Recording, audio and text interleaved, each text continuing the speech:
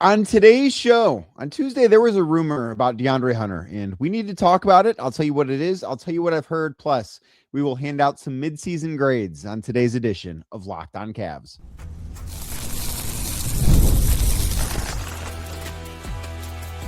You are Locked On Cavs, your daily Cleveland Cavaliers podcast. Part of the Locked On Podcast Network, your team every day.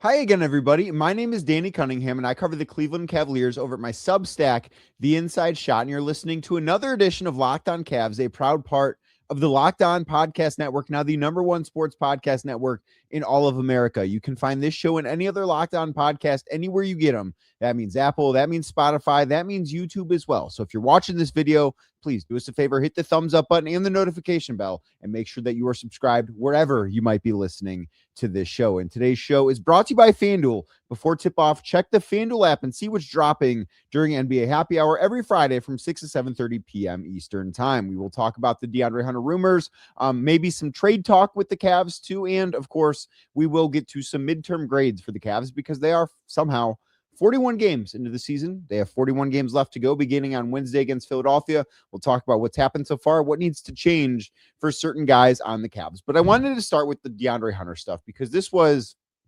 something that when I woke up on Tuesday morning, and I tend to be somebody that when the Cavs play, especially at home, and I am at the game as I am basically every single home game. I think I've missed one home game so far this year.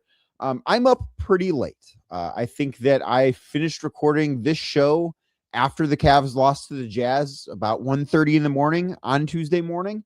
And that means that I'm going to sleep in a little bit. So I got to bed Tuesday morning around 3:00 in the morning after the Cavs lost to the Jazz when I finished up with everything I needed to finish up with. So that meant that I woke up around 10:30 or 11:00 in the morning on Tuesday. And one of the first things I do, and maybe this is a bad habit of mine, but it's also maybe something that you can relate to because you might do it too. I reach for my phone. I want to see what I have missed while I was sleeping. I want to see what notifications I have. Are there important emails that I missed? What's going on social media? And I come across these rumors about DeAndre Hunter. And the first place I saw it was from an aggregation account on Twitter. So I saw that it was reported by Matt Moore, who of course hosts Locked On Nuggets and Locked On NBA Daily, and is somebody that I certainly do respect and I think does very quality work.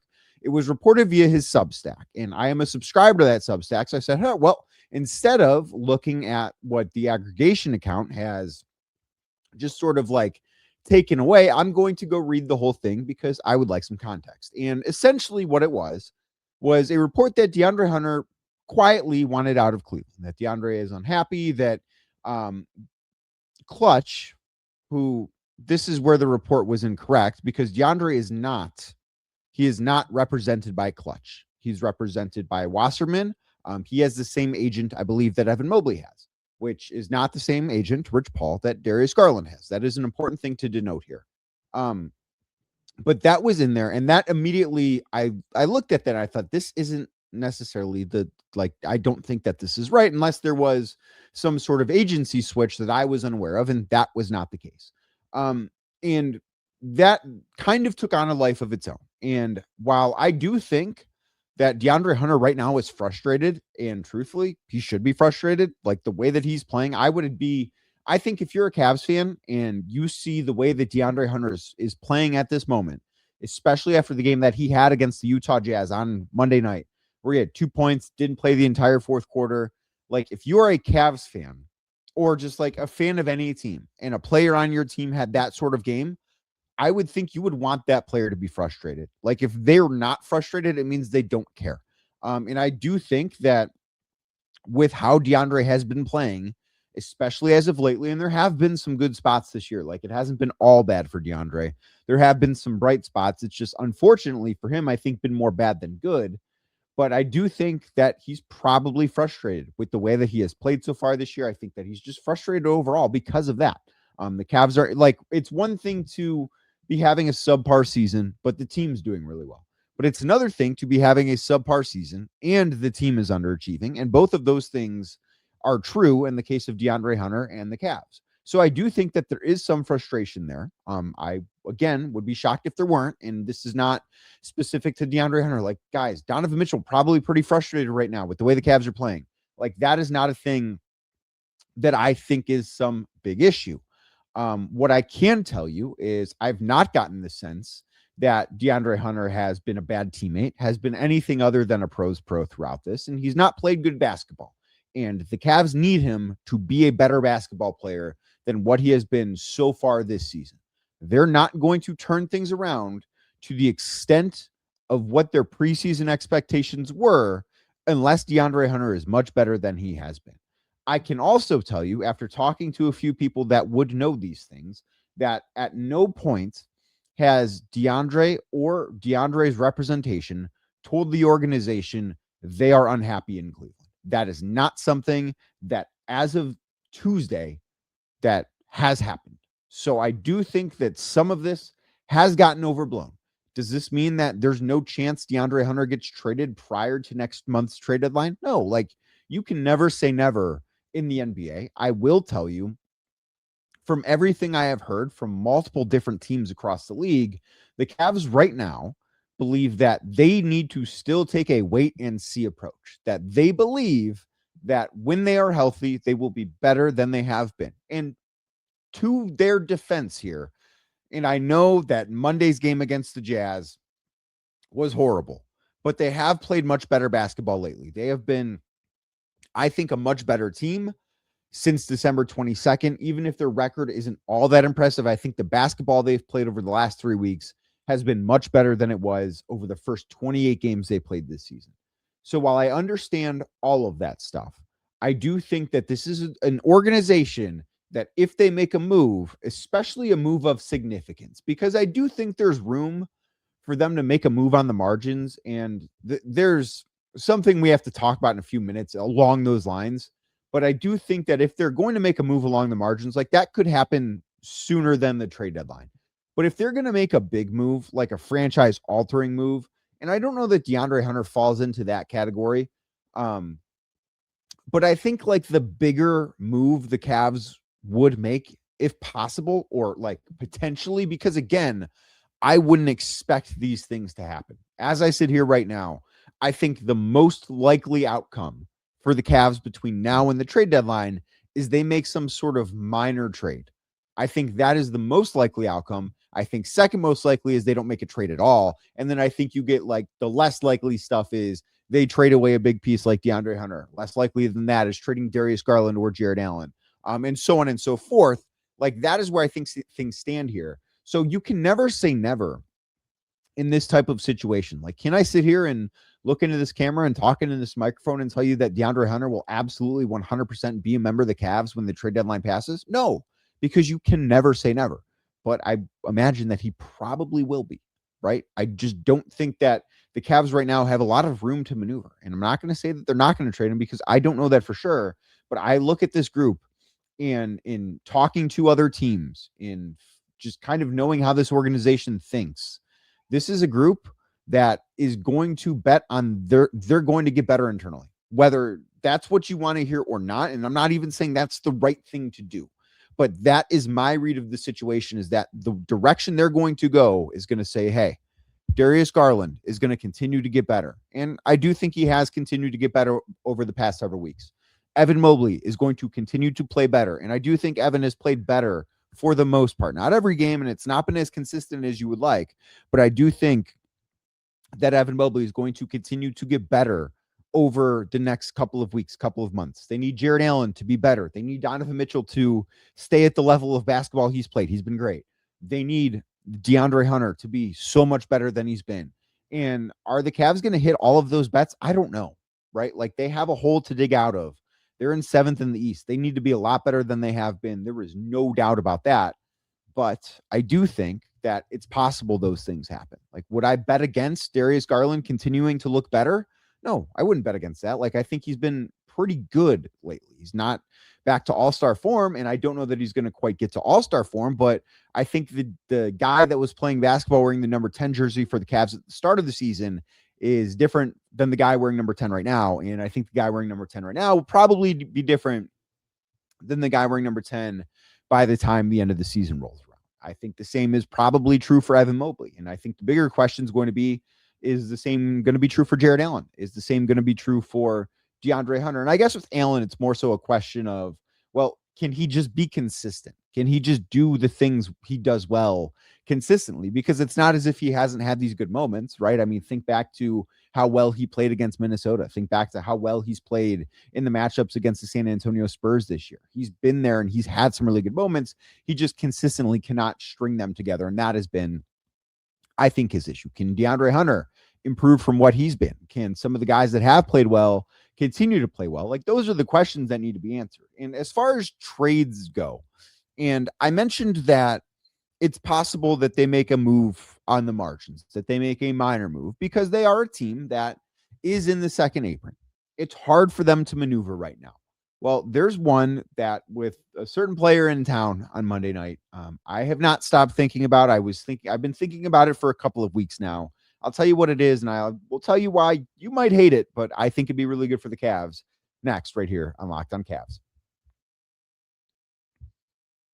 But first, today's show is brought to you by FanDuel. Fridays already feel different during basketball season, and FanDuel is making them even better because every Friday night before the games tip off, FanDuel gives fans a new way to kick off the weekend with NBA Happy Hour. NBA Happy Hour is your official pregame. It's a limited time window where special offers drop right inside the FanDuel app before the action starts. Fridays from 6 to 7:30 p.m. Eastern Time have become appointment viewing with NBA Happy Hour. Opening the FanDuel app during Happy Hour always brings something new: boosts, bonuses, and other cool surprises. It's easy to check the weekly special before tip-off and make a move before the window closes. The timing, it's perfect. It's right before the game starts. The Cavs play on Friday night. You know what you can do for an hour before tip-off? You can hang out in the FanDuel app with NBA Happy Hour. It adds extra energy to Friday night basketball without overthinking it right before the weekend begins. So before tip-off, check out the FanDuel app and see what's dropping during NBA Happy Hour every Friday from 6 to 7:30 p.m. Eastern Time. A little basketball, a little action, and a whole lot of Friday energy. That's NBA Happy Hour,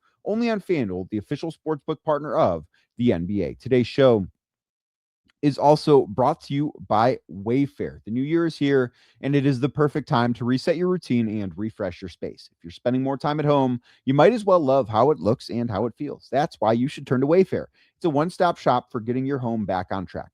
From bedding and mattresses to storage solutions for every room, Wayfair makes it easy to start the year fresh. They've got everything you need for a full home refresh all in one place. Whether you're updating your living room, organizing your space, or upgrading your work from home setup, Wayfair's huge selection makes it easy to find exactly what works for your style and for your budget. I did a couple of those things this past week.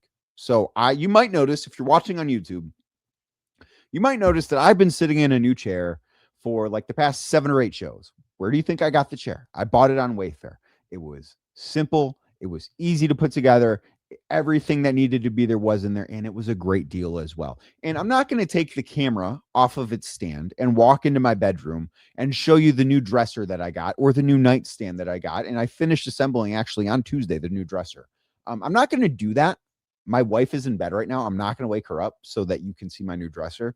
But let me tell you, it's awesome. I'm thrilled with it. I could not be happier. The experience shopping with Wayfair is one that I will definitely, the next time I need to go back and I need to get something else for my living space, Wayfair is the place I'm going to go, and it's the place that you should go to. So get organized, refreshed, and back on track this new year for way less. Head to wayfair.com right now to shop all things home. That is wayfair.com, WAYFAIR.com. Wayfair, every style, every home. Thank you again for making today's edition of Locked On Cavs your first listen. And thank you to those of you that make Locked On Cavs your first listen every single day. And if you are somebody that makes this show your first listen every single day, you might want to check out the new Everydayer Club because it gets you access to an ad-free audio feed for Locked On Cavs, compatible with Apple Podcasts, Spotify, and every other major podcast app, plus an invite to the members-only Locked On Everydayer Club Discord server, which does include a group chat just for listeners of this show. A link is in the show description, both on YouTube or wherever you might be listening to this podcast to learn more. And the Cavs, as I said, are probably more likely than anything to make a move on the margins this trade season. There are just over, I believe, 3 weeks prior to the trade deadline coming and going, and I don't think that something big is going to happen for Cleveland. But there's a move that I have been thinking about a lot over the past couple of weeks, and somebody that works for a different team reached out to me probably about 2 weeks ago. And this person said to me, man, the Cavs really miss George Niang. And they don't necessarily, I do think at times they miss him on the floor. And obviously George was traded to Atlanta as part of the DeAndre Hunter trade last February. And he from Atlanta was traded to Boston. And then from Boston, he was traded to Utah without ever playing a game for the Celtics. And now he's with the Jazz, and he has not played a game this year because of a broken bone in his foot. And George was in Cleveland on Monday night with the Jazz, and he was wearing a walking boot during the game, caught up with him a little bit before the game. And George is certainly somebody that everybody loves. And he, prior to, like, he wasn't going through a workout on the floor before the game because he's injured. He has that broken foot. But everybody that he talked to affiliated with the Cavs just lit up with a smile as soon as they saw him. And I think that this type of move is one that you might not know. You might hear me say that and think, man, George Niang stunk. Why would the Cavs trade for George Niang? One, I don't think it's coincidental that the teams he's on always tend to be a little bit better than they're expected to be. I think that he is one of the more valuable guys in a locker room across the NBA. I think he has this great leadership ability to connect with everybody in the room. And I think that is something that the Cavs do miss. I don't think that the Cavs have bad leadership right now, but I think they are missing somebody like George in that locker room. I think Donovan's done a good job leading this team. I think Darius has a good leadership style where he tries to keep things light. But I think that they need somebody like George Niang. And I know that he might not be somebody that at this point in his career, and especially with his health at this point, he might not be somebody that can come on the floor and make a big impact. I do think that when the Cavs traded him last year, and I had people tell me this, that they thought the Cavs missed George's ball movement a little bit, and some of the things, like the little things that you might not notice when he's on the floor, but he does do some of those little things. I do think they missed some of that after they traded him, but I think more than anything, they've missed him in the locker room this year. And I think that that type of leadership is something that probably wouldn't come at a high price. And George this year is on the final year of his contract that he originally signed in Cleveland. It was the first offseason after the Cavs acquired Donovan Mitchell. So the year after the Cavs lost to the New York Knicks was George Niang's first year in Cleveland. And I think that with it being an $8.5 million expiring contract, could the Cavs trade Lonzo Ball and maybe a second-round pick for George Niang? I think that's something that makes sense. Again, is this some move that really moves the needle? Is this a move that you say, you know what?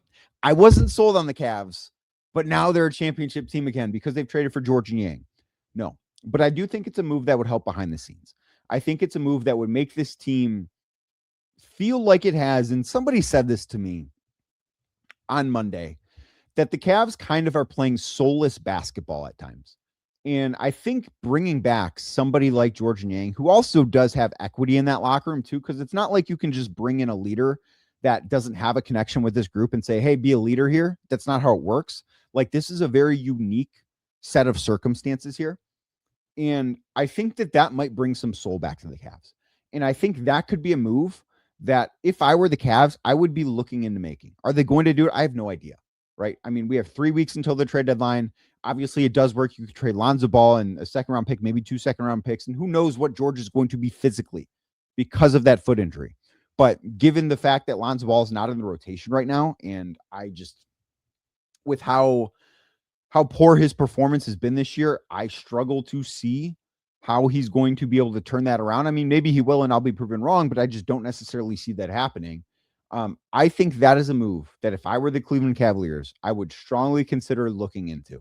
I think it's one that could add a little juice to the locker room. I think it's one that could sort of lift some spirits. And I think it is one that, just because things at times have seemed off, I think it's one that could get them back on the right track. And again, maybe it doesn't, but I don't see another move out there that I say, you know what, this would fix a lot of the issues that the Cavs have. And with like DeAndre in the rumor mill on Tuesday, again, I don't think anything is imminent there, but like, who are the Cavs trading him for? Please actually comment if you're watching on YouTube, comment who they should trade him for that makes them better, because I think that's part of it. It's like, is there a better chance that so-and-so that makes less money than DeAndre Hunter comes in and makes the Cavs better and is also available, because of course there are guys that make less money than DeAndre Hunter that you would rather have, but it's also like, why would that team trade said player? Is there a better chance that the Cavs find a deal like that, or a better chance DeAndre Hunter turns it around? Which of those two things is more likely? That I think the answer is probably DeAndre Hunter turns it around. But then it's also, well, what makes the Cavs better? Is it more likely that George Niang could come into the locker room and make the Cavs better in that way, like spiritually? Or is it more likely that Lonzo Ball, who hasn't shown very little this year, turns into the guy the Cavs thought that Lonzo Ball would be and helps them in the playoffs? Which of those two things is more likely? I think the answer might be Jordan Yang in that case. And that just kind of gets me to the point where, I don't necessarily, I'm not going to sit here and say they're going to do this. But if I were Kobe Altman, if I were the Cavs, it's at least something I would kick the tires on. I think it's at least something that makes some sense to try and get this team back on track. Now, I mentioned midterm grades. The Cavs have played 41 games so far this season. 41 games. That means half the season's over. They've got half the season left. We'll talk about what the grades are and who needs to really improve for the second half of the season next, right here on Locked On Cavs. But first, today's show is brought to you by Zocdoc. Finding a doctor you actually like can feel like discovering a diamond in the rough. You want someone in network, nearby, with availability. But you also want a doctor who really listens, who makes you feel comfortable and explains things clearly, plus helps you walk out there feeling confident about your next step. Your diamond in the rough doctor does exist, and finding them is easy with Zocdoc. Zocdoc is a free app and website that helps you find and book high-quality in-network doctors so that you can choose someone that you truly connect with. You can search for specialty or symptoms and quickly find the right fit. Plus, being able to choose between in-person or video visits makes scheduling way easier. And they have real-time availability, means that you can book instantly. You're not going to be playing phone tag with the receptionist trying to see when you can get in and get an appointment. You will be able to figure it out right from your phone. And appointments usually do happen within 24 to 72 hours, and they even have same-day openings at times. So stop putting off those doctor's appointments and go to ZocDoc.com/LockedOnNBA to find and instantly book a doctor that you love today. Again, that is ZocDoc.com, ZocDoc.com/LockedOnNBA, LOCKEDONNBA. And thank you to Zocdoc for sponsoring this message. Thank you again for making today's edition of Locked On Cavs your first listen or watch. And if you are watching on YouTube, please hit that thumbs up button for us, click subscribe, and hit that notification bell so you don't miss the latest Locked On Cavs content. And I want to run through some midterm grades for the Cavs because while the season is incomplete, everyone gets a report card halfway through. And it doesn't mean that the report card halfway through is, we'll call this not a report card. It's a progress report, if you will. It doesn't mean that you're doomed, but some guys need to be better than they have been. And the first one that I want to start with, because it's the guy that I think we should kind of always start with, is Donovan Mitchell. And for me, I think that this year from Donovan has been so good. I think he's playing the best basketball of his career. He's scoring at a level he's never scored at before. He's playing at an efficiency level that he's never played at before. I think defensively he's been fine. That's obviously not the main reasoning for him, but I can't look at the body of work from Donovan Mitchell and say anything other than, you know what, you get a name, man. Like, has the team underwhelmed? Absolutely. Is it because of Donovan Mitchell? I don't think so. No, like it's hard for me to put this on Donovan. It really is. I think, and kind of when I come up with these grades, part of my reasoning for some of them, the question I ask myself is, well, where would this player, or where would the Cavs be without this player? And where would the Cavs be without Donovan Mitchell? And the Cavs are 22-19 on the season. And without Donovan Mitchell, they probably look a lot like the Utah Jazz team that beat them on Monday night. They probably have a record, given every other thing that's gone on, they probably have a record around 14-25 on the season. It's not like that, to me, says how valuable Donovan Mitchell has been. Darius Garland is the next guy that I want to talk about because for me, he gets a C. I think that he's played much better lately. And were we unfair in expecting him to be an all-star right away coming back from that foot injury? And, you know, I don't necessarily think I thought he was going to be an all-star right away. And you might not have thought that either as you listen to this. But I do think that there have been times where he's looked really good. And I think, like, if you take the full the full season he's played from November, I believe 5th it was, when he made his debut against Philadelphia up until now, it's probably a C. If you go back to that December 22nd date that I keep mentioning and grade him based on that, it's probably a B. I do think he's trending in the right direction. I think that he is going to continue to get better. And I think that there's still time to buy stock in Darius Garland's season this year. Now, he has to stay healthy. He has to continue to play through the foot pain that he's playing through. But I think overall, there are reasons to be excited about Darius. And just because you start off behind the 8 ball kind of the way that he did doesn't mean that you necessarily finish that way. Evan Mobley is next. I give him a C+. I think that offensively, it's been disappointing. I think it's been better lately, but I think offensively, especially at the start of the season, there were a lot of disappointing moments for Evan on that end of the floor. And the reason that this is a C+, because I do think that, and these are all relative to expectations, right? Like if Craig Porter Jr., who I gave a B+, were putting up Evan Mobley's stat line, he'd have an A+.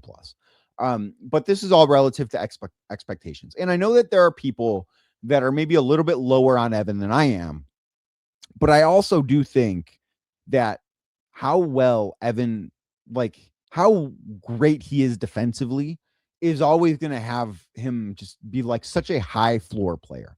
He still, in my opinion, has been as good, if not better, than he was last year on the defensive end of the floor, just from watching. And I don't have like advanced stats and numbers and stuff like that to back that up, because I think it's really hard to quantify how good an individual player is defensively. But just watching him every single night, he's been so good on that end of the floor still that it's hard for me to sit here and say, yeah, his offense is really taking a step back, but defensively, like he's still the real deal. So that's why he's got a C for me.